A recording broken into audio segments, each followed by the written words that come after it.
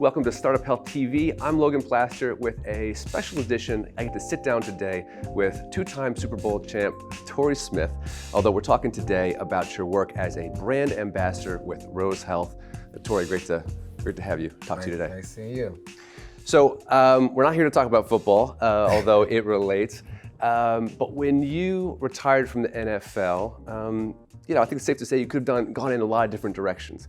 And yet one of the things that you chose to do was to become really an ambassador for mental health, really a spokesperson for mental health, specifically with this position. But more broadly, before we get into Rose Health, just tell me why that was a focus, coming right out of the NFL. I think it's become a lifestyle thing for me now. I'm a person that struggled with my mental health since a child. I didn't really know what that meant. I just went through a lot growing up and I just kind of kept everything in. So when I had the opportunity to meet my wife, when I went to college, she let me know that a lot of things that I was doing or a lot of things that I was holding in, or even just how uncomfortable I was, she let me know a lot of things were wrong. And so I started speaking to someone to try to break down some of these walls that I had built, which I thought were protecting me, but I didn't realize it literally until I met her. For example, something as small as, and I don't want to focus on football, but something as small as support. My wife, Chanel, is a very supportive person. She wants to be at everything. And I'm just like, why do you want to be around so much, And I remember her telling me one day during a football game, she's like, everyone looks around in the stands and waves to their family, but you are the only one that looks straight ahead the entire time. And I was like, that's only because I'm out here focused and these clowns are playing around. And she was like, I don't think it's that. And I'm like, what do you mean? And I just sat there and I thought about it for some time. And she was like, well, did you always do that? And I was like, no, I didn't. I used to look back all the time, but the people who told me they were coming, they weren't there. So I started to just look straight ahead and say I was focused on the game and I would deal with whoever afterwards. And that was just as a little kid in elementary school. And so that was something that bothered me in terms of support. So I didn't know how to handle someone that literally wanted to support me. So that to me was kind of a major eye-opener for me among a list of other things. But that to me let me know hey, other people just like you have to continue to speak out on it and up about it because it should be something that's more comfortable. Because I realized every time I say something or I did something, more people were like, hey, I understand, or I'm going through that.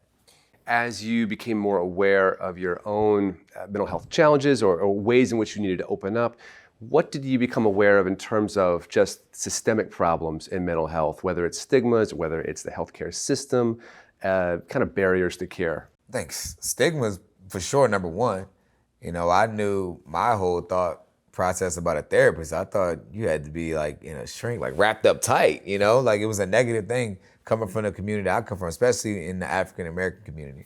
People don't really trust medical doctors too much anyway. So when you talk about mental health, it was seen as a sign of weakness. And that to me is something that I'm definitely fighting to change because it's not. A lot of people are carrying around so much weight, so much frustration, so much pain, they don't know how to really talk about it. And that, again, to me, was just simply a game changer to try to know more and do more. And it's a responsibility that once you know it, you have to continue to, change the narrative. I know one of the things you've really focused on after retiring is working with youth. And you've got your Level 82 organization and this work that you're doing with the Baltimore Parks and Rec. And I wonder how that has changed your perspective or opened your eyes to even more systemic issues with mental health challenges. It's huge. I always felt like there was a gap before due to access, especially in certain communities. But to have the opportunity through Level 82 and our partnership with Baltimore Rec and Parks to really be able to deal with the kids directly, it's a game changer. We only had our summer program. We recently finished the camp there, and to talk to the kids and see the challenge that they had, the social emotional learning piece that we had to get them to engage and learn how to express themselves, and let me know that there is a clear need if we're not doing our part as a society to protect them and to help them. We like to try to point fingers at them and judge them for decisions they make, but they aren't getting the help. A lot of these issues and challenges, or behavior issues specifically, are because of mental health issues, and we aren't doing our part to help them. Okay, so you're not just a general mental health ambassador. You've become a brand ambassador for this company, Rose Health, which I understand is a digital platform that really sort of makes a lot of mental health care, more scalable. So talk me through the platform, kind of the aspects of it that you like, that you really kind of resonate with you. Yeah, just the access. You know, a lot of our problems we get from our cell phones, right? You're gonna get a phone call from a family member that's gonna trigger you. You're gonna go online, you're gonna read something that may trigger you. You have social media and all these standards some people feel like they have to live up to that may trigger you. And so I feel like the answer, it only makes sense for the answer to be on that same device that we're all attached to. And so Rose Health and what they're able to do, the best thing for me is just simply being aware. Like I wasn't aware of my mental health struggles or where I was until my wife brought that to my attention. And ever since then, I've been trying to figure out a way like, oh, how am I feeling? How am I feeling? Where am I? And what things exist? I'm more comfortable talking to a therapist now, and I do talk to a therapist now, but to have access on your phone and the ability to see where you are, to be able to track it, to know what triggers you, to become more aware, and also have some self-help things that you can do for yourself without your therapist. But even then, still knowing that there's a therapist on the back end of that has been huge for me. So to know that all of that can exist on your phone, it only made sense to partner with Rose and try to help amplify their message and the great work that they're doing, because it's proven that it works, and I see it, I'd use it to track myself. Okay, so you use it to track yourself daily. Walk me through, if somebody's sort of intrigued by the idea, but they're like, I don't know how that works, what is the daily routine like? Well, you're gonna open your phone. I recommend doing it the same time every day, so you can see how you feel. When do you do it?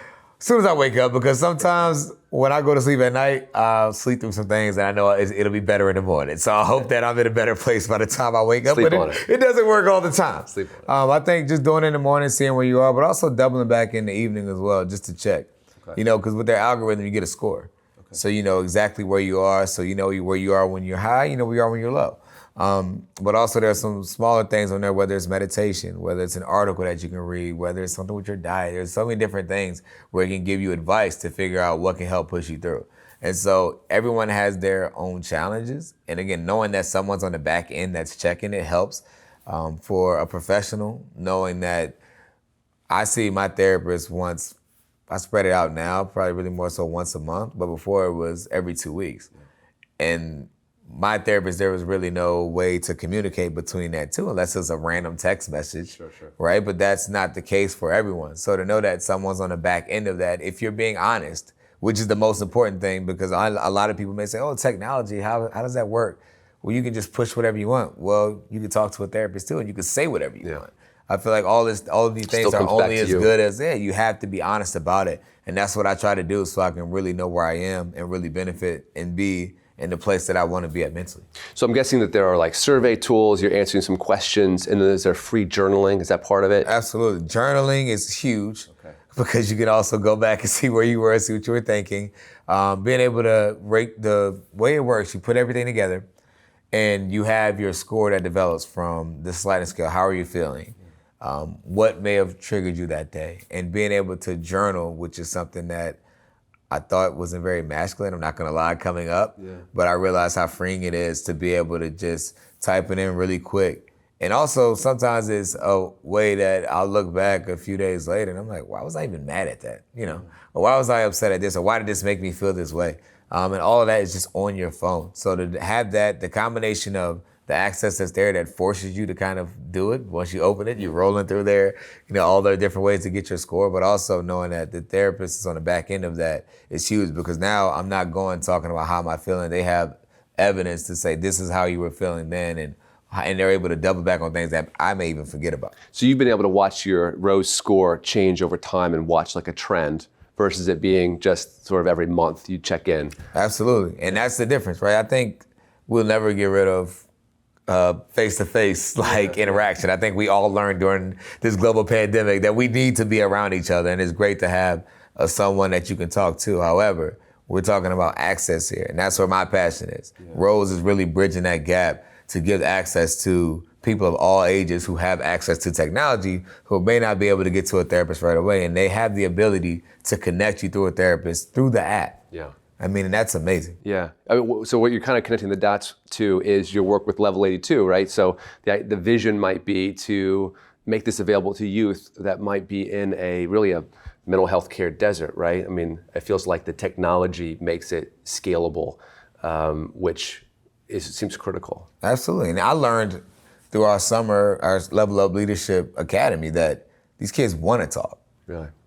They don't have a way or know who to talk to. Yeah. And so to have them to become more aware and to build their mental health resiliency is major. And we have to expose them to that. The kids that we saw at the beginning of our camp, they aren't the same kids when they finished up that camp. And I think it's important to have an app like Rose where they can track that, they can continue that on. It's not just a one-time thing. And so it's a focus of mine to help bridge that gap before.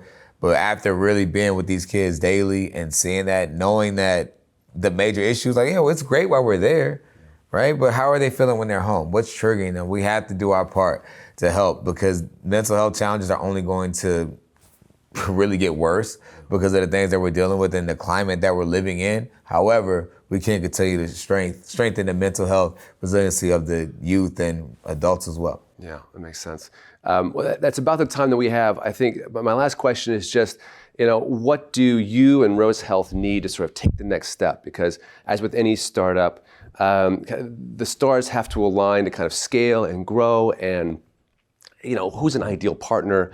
Who do you want to reach out to in this process? I think obviously when you're talking about a startup, everyone knows the number one thing that it takes, when it comes to scaling is it's money and the fundraising aspect. But beyond that, I think you need the people who really believe in the product. I think I've been able to experience the fact that I come from the struggle and I'm also in a very successful place financially, but mental health issues and challenges stay with me all the way through. So it's very relatable to so many people, and we have to do our part to help close that gap, but also to just be more efficient in what we're doing. The climate is changing in the way people view mental health. It's not just looked down upon if a person says they're struggling. We're watching some of the best athletes in the world right now come out on the biggest stages and say, hey, I'm struggling, I'm not doing this. And that's freedom, that's power. And I think we need to get that freedom and that power to everyone so that we can help to create a better future, especially when it comes to mental health. Well, that's an awesome note to end on. Torrey, thanks for taking the time. Yeah, appreciate it. I wish you the best, and I hope this really opens up access to care for millions more people. Thanks, man. Appreciate it.